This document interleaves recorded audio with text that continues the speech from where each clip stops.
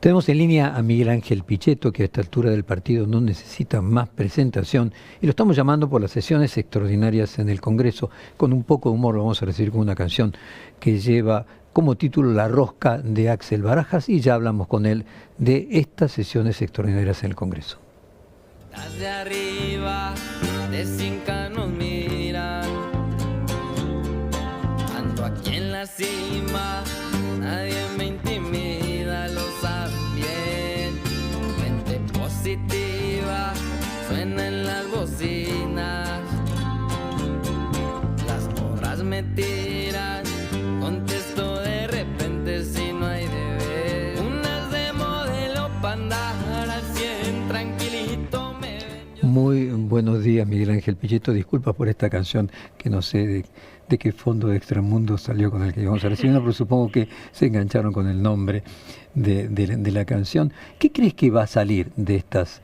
¿Va a salir algo primero, es extraordinario, o es solamente un acto de puesta en escena por parte del gobierno? No, yo creo que sí. Buen día, Jorge. Buen día a toda la audiencia de Perfil. A ver, algunos temas seguramente pueden ser tratados. El gobierno me parece que pone la extraordinaria con un elemento central, que es enfocado en el Senado, ver qué pasa con los jueces, los dos jueces de la Corte que propició y que pasaron por la reunión del Senado y que indudablemente tienen que ser votados en el Pleno, en el plenario del Senado. Me parece que este es un objetivo importante para esta extraordinaria. Después, bueno, en la Cámara de Diputados los temas que ha sostenido podían empezar a tratarse a partir del 1 de marzo, pero creo que algunos temas van a andar. Algunos ya tienen dictamen de comisión, como el caso de juicio en ausencia. Ficha Limpia tiene algunos temas que hay que profundizar el debate. Me parece que es importante que haya una coherencia entre Ficha Limpia y el debido proceso en la Argentina. Me parece que no se le puede negar a nadie el derecho que la Argentina como sistema legal otorga por la vía del recurso extraordinario. Por lo tanto, bueno, creo que es un tema más profundo, habrá que debatirlo, pero creo que en la Cámara de Diputados el tema podría ser el tema central más importante que llevaría un debate más profundo, sería la eliminación de la primaria, como está planteado por el gobierno. Estos son para mí los temas principales, y falta la ley de leyes, falta el presupuesto, que es realmente inadmisible que un país no tenga presupuesto, pero bueno. Esto es lo que hay hoy. Las extraordinarias empiezan el 20, el gobierno va a hacer una reunión con bloques que vienen acompañándolo firmemente. Nosotros hemos sostenido en nuestro bloque, que es un bloque más heterogéneo, que el lugar para esas reuniones es la Cámara de Diputados. Estamos dispuestos a conversar como lo hemos hecho siempre, pero convencidos de que el plano del Congreso y el Parlamento es un espacio que hay que consolidar, respetar, y fundamentalmente el diálogo por las extraordinarias y los temas de las extraordinarias se deben hacer en las respectivas cámaras, tanto en la Cámara de Diputados como en el Senado. Miguel, ¿coincidís con aquellos que decís que si no hay presupuesto no tiene sentido las extraordinarias? Bueno, sí, podría ser. Lo que creo imprescindible que la Argentina tenga una ley de presupuesto. Creo que le da mucha más previsibilidad al gobierno, aún en un debate más profundo, donde el gobierno debería haber hecho todos los esfuerzos para convencer a los sectores de la oposición a acompañar con el presupuesto los temas y los planteos que venía haciendo el presidente. Pero aún en ese tema, yo creo, y tengo una cierta experiencia de funcionamiento del Congreso, que siempre todos los gobiernos intentaron tener el presupuesto, porque era un dato de solvencia, era un dato jurídico valioso y una mirada externa de lo que miran al país, diciendo, bueno, hay una previsión, ahí está fijado los gastos, los recursos, la proyección del crecimiento que el gobierno en el borrador, en el proyecto que mandó al Congreso, que se trabó allí en la comisión de la Cámara de Diputados en el presidente Per, que no avanzó con el tema, establecía un criterio de que iba a crecer la Argentina 5 puntos. Bueno, me parece que habría que haberlo discutido, habría que haber debatido, y me parece que era importante para el país tener la ley de presupuesto. Pero bueno, el gobierno ha decidido transitar, Jorge, lo que viene del año hasta la elección de octubre, sin presupuesto, porque eso le da mucha más discrecionalidad en el manejo de los recursos. Miguel Ángel, vos sos, digamos, probablemente la persona con más credenciales para hacer un juicio del equilibrio de las alianzas entre los distintos sectores no kirchneristas, y fundamentalmente lo que fue Juntos por el Cambio, por haber sido candidato a vicepresidente de Mauricio Macri en la elección de 2019. ¿Crees que, y también, perdón, agrego en el prólogo de la pregunta, que vos le recomendaste al gobierno no cambiar aquello con lo que había tenido éxito, como por ejemplo el sistema de las PASO, que si eso le había permitido llegar a presidente, que no modifique aquello que con lo que le había ido bien? La tensión entre la Libertad Avanza y el PRO creciente, ayer el presidente Milei en Estados Unidos haciendo una crítica al gradualismo de Macri, casi más dura que al kirchnerismo, lo que va a llevar es a una ventaja de la Libertad Avanza, o corre un riesgo de quedarse sin la alianza fundamental para poder gobernar. Bueno, yo te contesto sobre lo que hubiera hecho, sobre lo que hubiera trabajado desde el gobierno. Es casi diría contrafáctico, pero el gobierno tenía la posibilidad desde el inicio, con la ley bases y el capítulo fiscal, y el sostenimiento del decreto 70, que ya todo el mundo se olvidó, Jorge, acá la memoria, ¿viste?, es muy ligera. Esos tres instrumentos el Congreso los había votado.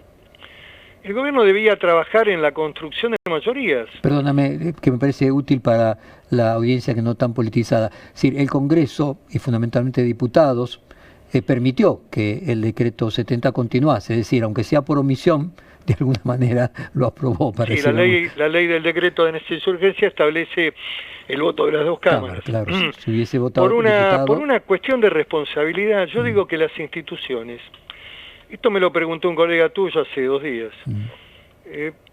¿por qué Milei había hecho y había sacado estas leyes tan importantes que le permiten gobernar? Porque creo que las instituciones funcionan, porque el Congreso es mucho mejor de lo que algunos periodistas opinan con respecto a lo que hace, a la responsabilidad institucional, a darle a un gobierno que había sido validado democráticamente en el balotaje instrumentos para comenzar a gobernar. ¿Cómo hubiera trabajado desde el gobierno? Yo hubiera trabajado para consolidar las mayorías parlamentarias, abriendo el gobierno, yendo a un espacio más de coalición. Pero bueno, eso es lo que pienso yo, desde el punto de vista de la construcción y la conveniencia de tener solidez en mayorías parlamentarias, que había que hacerlas mediante el mecanismo de las alianzas. El gobierno no hizo eso, al contrario, se endurece. Yo creo que en su naturaleza está esta visión del hegemonismo, de ganar con la propia identidad, y me parece que van a pelear en los lugares más importantes. Lo van a hacer en la ciudad, lo van a hacer en la provincia, por lo menos hasta ahora los hechos vienen marcando claramente esa actitud, ¿no? ¿Y cómo termina eso? ¿Va a ir en contra del gobierno o a favor del gobierno? Yo digo que ejército que se divide en la guerra pierde. Hay una experiencia extraordinaria en la historia, que es la de Waterloo, donde Napoleón lo manda al mariscal Grouchy a buscar a los prusianos, y estos estaban ya yendo al campo de batalla. Grouchy nunca llegó a Waterloo, sino la suerte de Napoleón hubiera sido otra. Pero bueno, yo creo que el gobierno tiene que consolidar un espacio de mayoría política, parlamentaria, para poder avanzar. Me parece que la visión es otra, y bueno, y van a pelear con su propia identidad. Aquí la pregunta es, ¿qué va a hacer el PRO? Esta es la gran pregunta en este escenario tan dinámico que tiene la política argentina. ¿Y qué crees vos que va a hacer?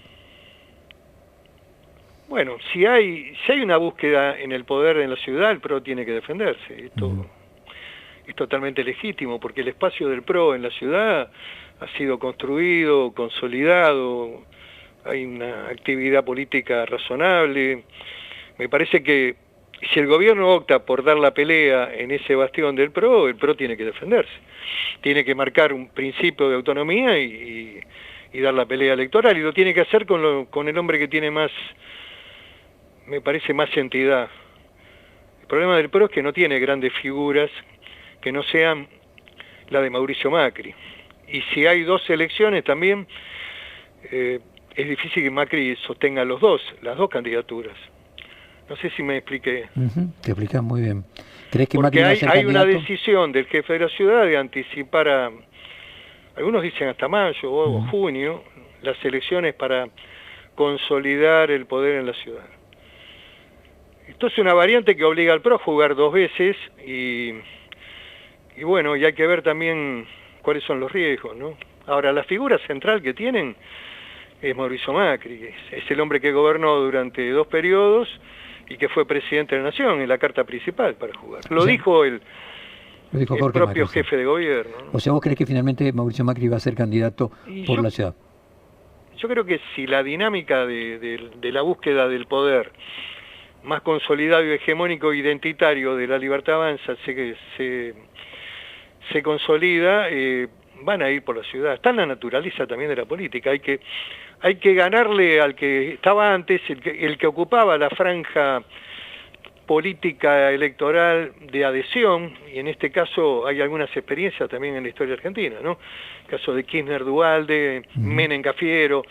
El otro debe ser derrotado para que la entidad del que gobierna sea mucho más plena. Esto es historia pura, qué sé yo, y además está en la naturaleza del poder. El que no entiende esto no entiende nada. Y hablando de la naturaleza del poder y aprovechando las lecturas que vos recomendás... recomendás... Que Milei puede ir por la ciudad, esto es lo que digo. Está clarísimo. Y decía, aprovechando tu rol de recomendador de libros los días domingos, ¿pensás que realmente Trump va a un sistema bonapartista, que estamos frente a un hecho que cambia de manera significativa el mundo a partir de la asunción de Trump, o crees que exageran aquellos que le dan ese significado? Me parece que hay un poco de exageración, pero también aparece conjuntamente con la democracia, digamos la crisis del sistema democrático liberal como la conocemos, aparecen los nuevos megamillonarios en la cercanía del poder. Esto me parece que es un dato relevante, digamos, la figura de Elon Musk, la gente de Facebook, Bezos, que va a estar también en la asunción. Me parece que estos hombres sin experiencia política son un escenario nuevo que hay que analizar más en profundidad, ¿no? De hacia dónde van. Lo que sí creo es que Trump va a hacer una política de proteccionismo a la industria americana, va a cohesionar y va a tratar de defender el interés nacional, el trabajo, va a poner aranceles y fundamentalmente se va a desarrollar lo que yo denomino una etapa de la Guerra Fría, pero no ya con Rusia, sino con China, digamos, en el dominio de la economía mundial. Me parece que este es el gran debate y nadie mira a la Argentina. La verdad que cuando uno siguió el debate presidencial de Estados Unidos, no hubo una palabra para Latinoamérica, ni tampoco para la Argentina, independientemente de la buena relación que el presidente tiene con Trump. Lo que quiero decir es que no estuvo en el debate de Latinoamérica. La problemática americana es otra, hoy está en Medio Oriente, está en Israel, ver cómo resuelve el tema de la guerra entre Ucrania y Rusia. Me parece que allí están los grandes temas de la política exterior de Estados Unidos, ¿no? Aquí quiere hacerte una pregunta Claudio Mardoni. ¿Qué tal? ¿Cómo le va, diputado? Buen día. Y en vista, usted mencionaba, vuelvo al escenario del Congreso, está la nominación de Ariel Lijo, no hemos visto el dictamen, pero tiene las 9 firmas, hay muchas dudas respecto a Manuel García Mansilla, y parece que es el plato más importante en el Senado. Ahora, parece que el gobierno estuviera redefiniendo su estrategia. ¿Usted ve que hay un escenario, al menos en estas extraordinarias, en estas 4 semanas, donde pueda prosperar la postulación de Ariel Lijo y que no prospere la de Manuel García Mansilla abra otra ventana para que puedan jugar otro candidato y que cambie el o todos o ninguno?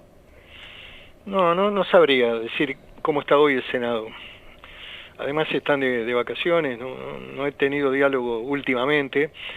Lo único confirmado es que el dictamen de Ariel Lijo tiene su mayoría y el otro dictamen me parece que no está firmado. Esto es lo que hay concretamente. Después, ¿qué hubiera sido conveniente? Bueno, sí, yo creo que habría que haber aumentado el número de la Corte. Sí, usted lo dijo. Creo que 7 o 9 eventualmente. La Argentina es un país muy importante, largo, con muchas dificultades, con una agenda que la Corte absorbe permanentemente, con muchos casos.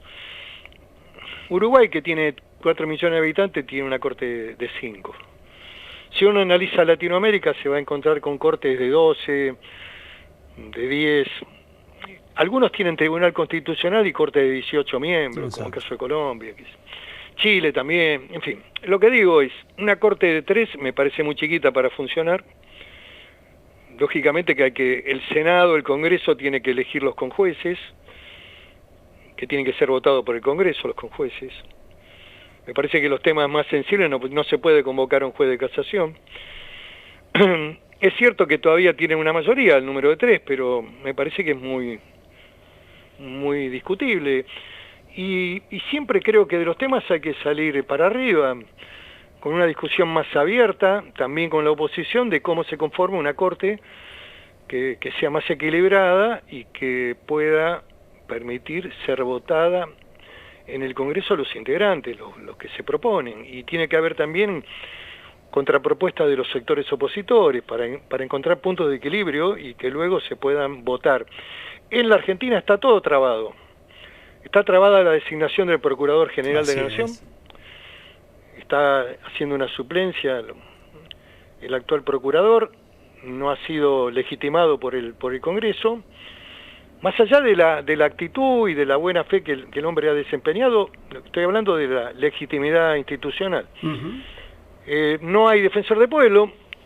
Es cierto que la constituyente esa tarde, no sé qué pasó, pidió 2/3 de cada cámara para elegir un defensor. Le dan más rango al defensor que a la Corte. Una estupidez. ¿Cómo se acuerda?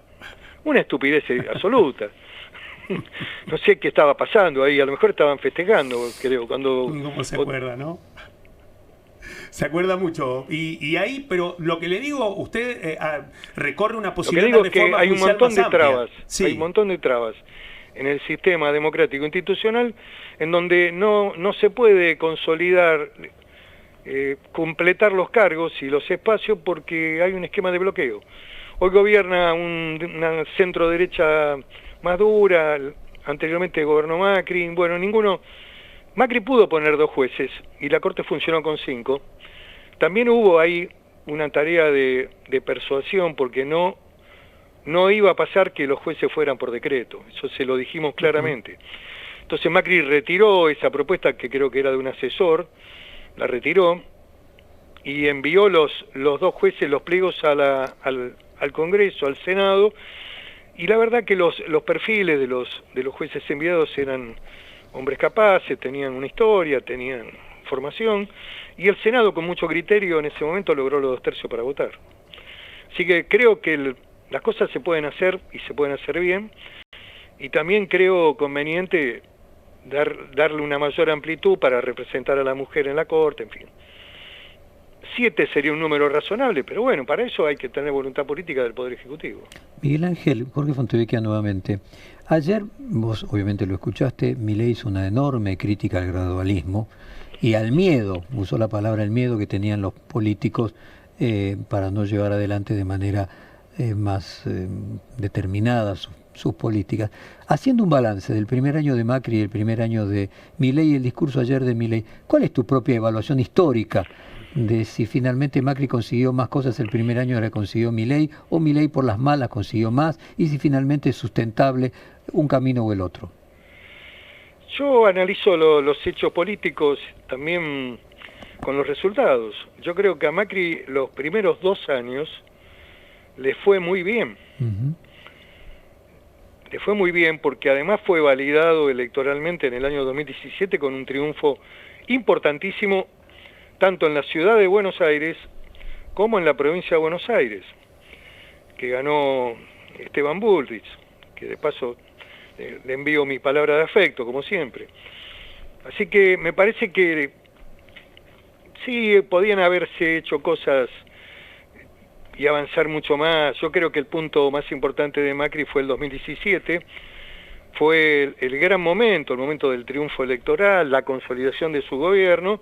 Creo que ahí debería haber avanzado en una construcción política parlamentaria más amplia, ir al encuentro de sectores democráticos del peronismo que ya estaban en la escena puestos, hablar con algunos gobernadores que tenían muchas ganas de acercarse, pero bueno, primó un criterio que era también el de la identidad, el de no mezclarse en ese momento no le hablaban casta, decían con los políticos tradicionales. Bueno. O sea, perdón que te interrumpa, Miguel Ángel, según lo que está diciendo es un diagnóstico opuesto al de Milei, es decir, que Macri fracasó en la segunda parte de su gobierno por falta de consensualismo, no por lo contrario. No, yo lo que sostengo, Jorge, es que la oportunidad de Mauricio Macri de haberle dado mucho más potencia a su gobierno era incorporar gente del peronismo con vocación más democrática. Había gobernadores, el caso de Charetti, había gobernadores que estaban acompañando el proceso político, económico del gobierno, las provincias estaban fiscalmente mejor, había un grado de adhesión importante y ese era el momento para que Macri convocara más consenso a otros sectores a ser parte del gobierno. Claro, bueno, pero más consenso finalmente. Claro, sí. más consenso democrático, más mayoría parlamentaria. Exacto. Para poder avanzar y tal vez eso también hubiera dado más confianza a la economía. El problema es que cuando vos tenés fragilidad institucional, también generás desconfianza económica. Exactamente. Muy claro, como siempre. Miguel Ángel, muchísimas gracias. Te mandamos un fuerte abrazo grande, y Jorge, te vamos a molestar año, muy a menudo este año. Muy buen año, muchas gracias. Acabamos de hablar con Miguel Ángel Pichetto. Morritas de arriba